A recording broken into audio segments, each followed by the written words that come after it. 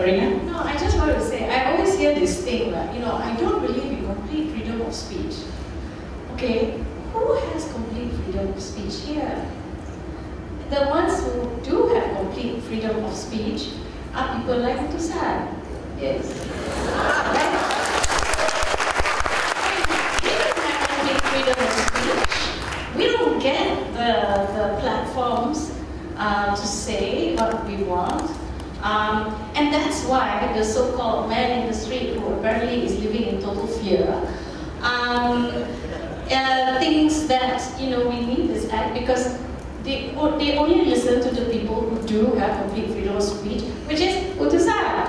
And Utusan, it has the complete freedom to stir up so much fear in everyone, whereas the rest of us is trying to reassure everyone and say no. And the thing is, you know, this whole thing about we got to stop chaos before it happens, right?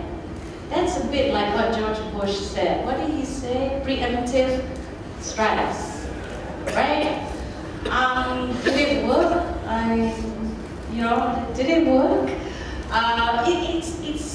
It's this, I don't know what you call it, you know, trying to think the worst of people.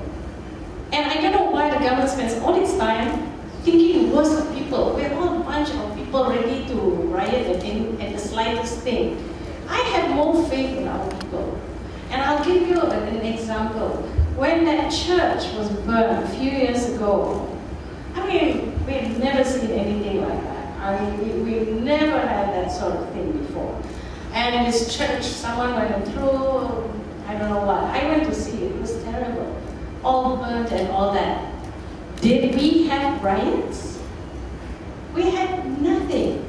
We had nothing. There was some, you know, people being worried and all that. But for the most part, Malaysians refused to buckle to that fear, refused to be provoked, and went about their business in a normal way. And I always use that example of how proud I am of Malaysians that they refuse to bow down to this type of provocation.